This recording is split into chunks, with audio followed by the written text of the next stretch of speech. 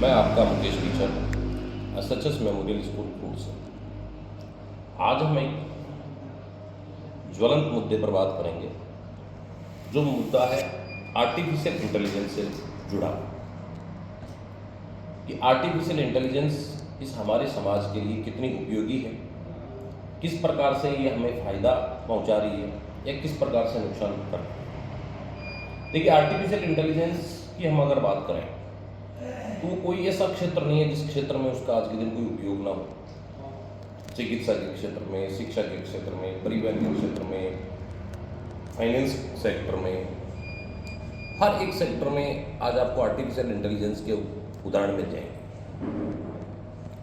लेकिन हमने कोशिश की है कि हम एक एक अलग अलग सेक्टर वाइज इसकी बात करें, किस प्रकार से इसकी उपयोगिता है। आज हम जो चर्चा करने जा रहे हैं वो आर्टिफिशियल इंटेलिजेंस और शिक्षा को लेकर करते हैं, क्योंकि मैं खुद शिक्षा से जुड़ा हुआ आदमी हूँ। सबसे पहले हम शिक्षा से बात करेंगे। आज आपने देखा है बहुत सारी ऐसी जगह हैं जहाँ रोबोट से पढ़ाया जा रहा है। क्लासरूम में एक मशीन रख दी गई है और वो मशीन बच्चों को पढ़ा रही है और बहुत अच्छी तरीके से पढ़ा रही है। लेकिन क्या बच्चे वहाँ से सीख पा रहे हैं? देखो, दो चीज़ें होती हैं।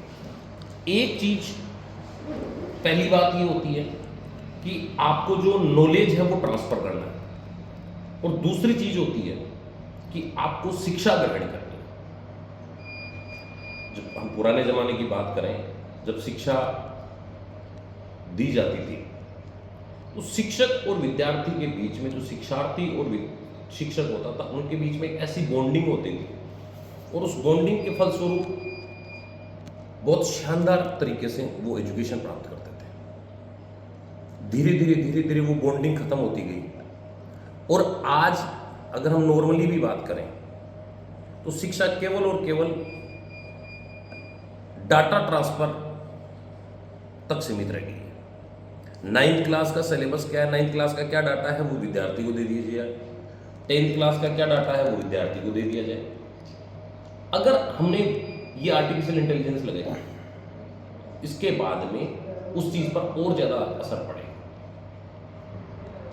जब बच्चा क्लासरूम में एक शिक्षक जाता है तो क्लासरूम में उस शिक्षक की क्या बॉडी लैंग्वेज है, किस प्रकार से वो खड़ा है, किस प्रकार से वो बोल रहा है, उन टीचर्स और स्टूडेंट्स का आई कॉन्टेक्ट होता है, वहां पर वो टीचर बच्चा किस तरीके से नजरें चुरा रहा है, बच्चा किस तरीके से देख रहा है, ये सब चीजें टीचर द्वारा नोट की जाती है।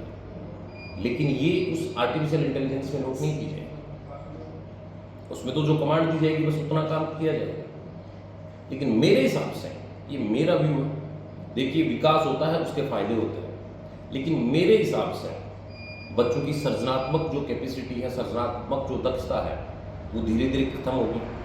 उनकी जो बुद्धि लब्धि जिसको आप बोलते हैं, IQ लेवल जिसको बोलते हो, वो धीरे धीरे कम होगा। वो तो ऐसे ही इस मोबाइल की वजह से बहुत कम होता जा रहा है। अब आज के दिन बच्चे, हाँ, हमें सुनने को मिलता है कि यार वो इतना इंटेलिजेंट बच्चा हो गया, उसने वो 520 में से 720 नंबर ले आया, वो 600 में से 600 नंबर ले आया। नंबर बढ़ रहे हैं, बट वास्तविक जो इंटेलिजेंस, जो वास्तविक ताकत है, कल परसों मैं एक वीडियो देख रहा था कि एक अनपढ़ आदमी, तो किसी ने पूछा कि बोले 1 2 3 4 5 6 ये आता है आपका?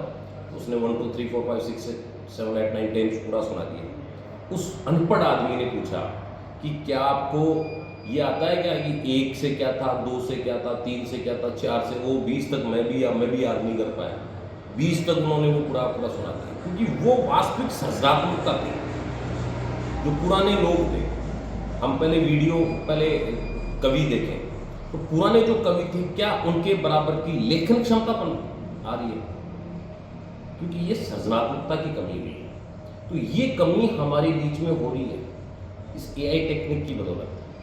हमारे बच्चे काम करने की बजाय धीरे धीरे उस चीज़ के आदी हो जाएंगे, जैसे अभी मोबाइल के आदी हो जाते हैं। अब आप एक बच्चों को जोड़ करने के लिए दीजिए, थोड़ा सा 3 जोड़ होगा, बच्चे तुरंत कोशिश करके मोबाइल लाके मोबाइल में कैलकुलेटर निकाल के जोड़ करने या गुणा भाग करने में लग जाएंगे, क्योंकि उनकी जो दिमागी अवस्था थी, जो दिमाग में क्रिएटिविटी थी, वो खत्म हो गई। ये मेरे विचार है कि जो शिक्षा के क्षेत्र में आपका AI टेक्निक किस प्रकार से प्रभावी होगा, किस प्रकार से वो प्रभाव डालेगा, इसमें मेरे कुछ व्यक्तिगत विचार थे। अगर आपके विचार, आपको इसमें कोई भी सकारात्मक प्रकार के विचार हैं तो आपसे निवेदन है कि आप मेरे से साझा करें।